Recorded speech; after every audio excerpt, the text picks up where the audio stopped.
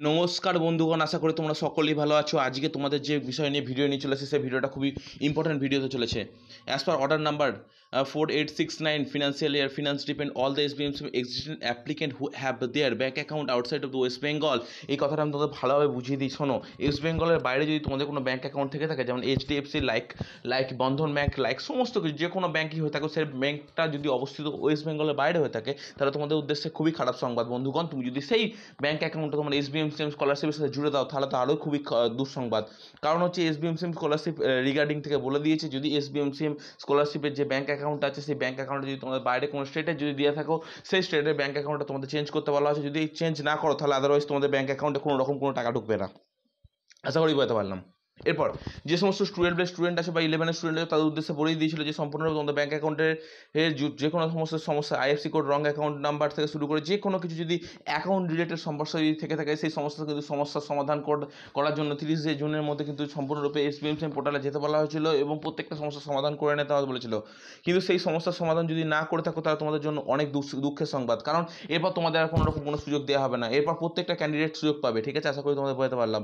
তো এরপর কি করবে দেখো, যে সমস্ত ক্যান্ডিডেট আছো যাদের হচ্ছে সম্পূর্ণরূপে তোমাদের SVMCM scholarship forward by HY ছিল, তাদের উদ্দেশ্যে একটা গুরুত্বপূর্ণ ইনফরমেশন তোমাদের জানিয়ে দিই। তোমাদের প্রত্যেকেরই নতুন করে অ্যাপ্রুভ হতে শুরু করে দিয়েছে। সবথেকে প্রথম যে মুর্শিদাবাদে অনেকের অ্যাপ্রুভ হয়েছে, বাঁকুড়া, বীরভূম, পুরুলিয়া, হাওড়া, হুগলি সমস্ত জায়গাতে অলরেডি অ্যাপ্রুভ হতে শুরু হয়ে গেছে। অনেকেরই অ্যাপ্রুভ হচ্ছে, তোমরা একটু অপেক্ষা করে যাও।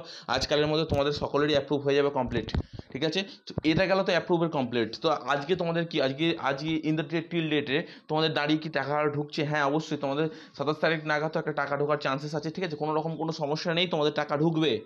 কোনো রকম কোনো তোমার টাকা ঢোকার বাড়ান থাকবে না, কারণ সবথেকে বড় বিষয়টা হচ্ছে তোমাদের উদ্দেশ্যে ট্রেজারি অফিসে উদ্দেশ্যে টাকা পাঠানো হয়ে গেছে। এবার তোমাদের উদ্দেশ্যে এক পর এক করে টাকা পাঠাবে। আর ট্রেজারি অফিস থেকে অলরেডি টাকা ছেড়ে দিলে তোমাদের টাইম লাগবে মোটামুটি 48 ঘন্টার মধ্যে তোমাদের ব্যাঙ্ক অ্যাকাউন্টে টাকা ঢুকে যায়। ক্লেম মেসেজ আসার মধ্যে 48 ঘন্টার মধ্যে তোমাদের ব্যাঙ্ক অ্যাকাউন্টে টাকা ঢুকে যায়। কোনো রকম কোনো সমস্যা নেই, তোমরা সকলেই টাকা পেয়ে যাবে। এরপর সবথেকে বড় গুরুত্বপূর্ণ বিষয় যেটা তোমাদের মাথায় রাখতে হবে, সেটা মাথায় রেখে তোমার কাজ করবে। কিন্তু যদি কোনো রকম কোনো ডকুমেন্ট এখনও পর্যন্ত ভুল থেকে থাকে, তোমরা এসবিএমসি পোর্টালে কিন্তু কন্ট্যাক্ট করো। আমি ডকুমেন্ট বলতে চাইছি, ধরো দেখা গেলো যে তোমাদের ইনকাম সার্টিফিকেট আপলোড করেছে, সেই ইনকাম সার্টিফিকেটের ক্ষেত্রে 60 নয়, তোমার হচ্ছে 3,70,000 টাকা বা 80,000 টাকা এরকম দেখিয়ে দিয়েছো। এরকম অনেক সময় অনেকে দেখিয়েছো, ঠিক আছে, ভুলবশত। তো সেইগুলো চেঞ্জ করতে বলবো যে সবথেকে গুরুত্বপূর্ণ বিষয় ব্যাঙ্ক অ্যাকাউন্টের সম্পর্কিত সমস্যা, সেগুলো কিন্তু অবশ্যই ঠিক করো। অ্যাকাউন্ট নাম্বার অনেক সময় যদি ভুল দিয়ে থাকো, সেই বিষয়গুলো তোমার ঠিক করতে হবে। তার জন্য এসবিএমসি পোর্টালে তোমার ফোন করে তোমাকে কিন্তু রেক্টিফাই ডকুমেন্ট আপলোড করতে হবে। আদারওয়াইজ তোমাকে কিন্তু এসবিএমসি পোর্টালে যেতে হবে, অর্থাৎ বিকাশ ভবন যেতে হবে তোমাকে।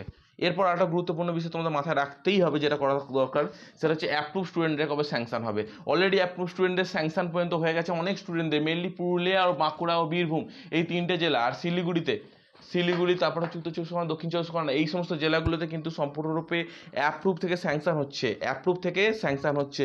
আর সাবমিটেড, যে সমস্ত স্টুডেন্টরা সাবমিটেড হয়ে আছে, তাদের উদ্দেশ্যে একটা কথাই বলবো, তোমাদের কোনো রকম কোনো চাপ নেই। সাবমিটেড ছিল, সাবমিটেড পরিবর্তন হয়ে গেছে।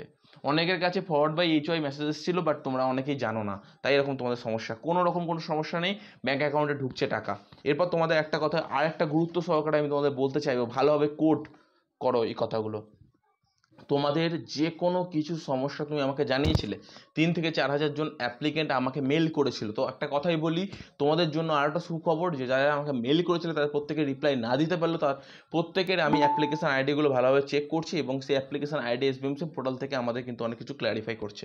অসংখ্য ধন্যবাদ, আশা করি তোমাদের ব্যাপারটা বোঝাতে পারলাম। এরপর তোমাদের কাছে আর একটা গুরুত্বপূর্ণ ইনফরমেশান আমি বলতে চাইবো, যেগুলো তোমাদের কিন্তু ভুল করে কেউ করবে না। প্রথম প্রবলেম হচ্ছে, যে কোনো ডকুমেন্টের ভুল যদি থেকেছিল, বা ধরো অনেক সময় 404 এরর হয়ে যায়, হওয়ার পর তোমাদের অ্যাপ্লিকেশান এখনও পর্যন্ত ফরওয়ার্ড বাই এইচওয়াই আছে।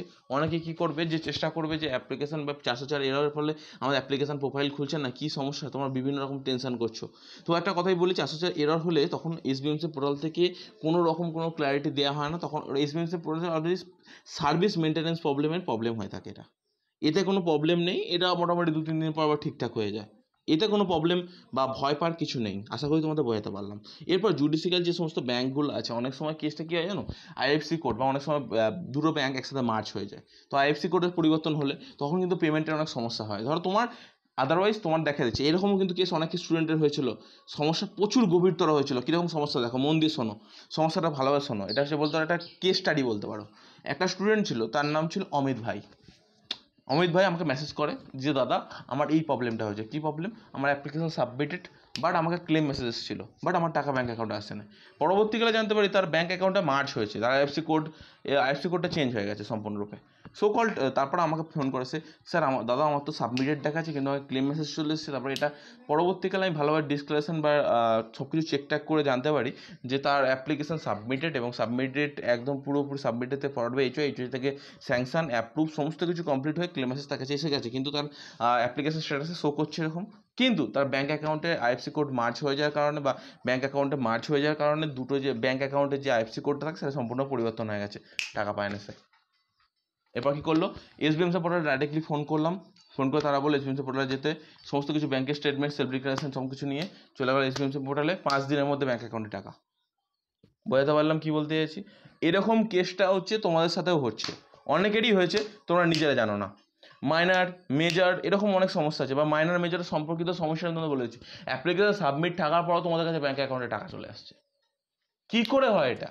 এটা এসবিএমসিএম এর ভুল বা ত্রুটির জন্য। এটা তোমাদের কোনো রকম কোনো সমস্যা নেই, আশা করি বোঝাতে পারলাম। ধন্যবাদ, ঠিক আছে। পরের ভিডিওতে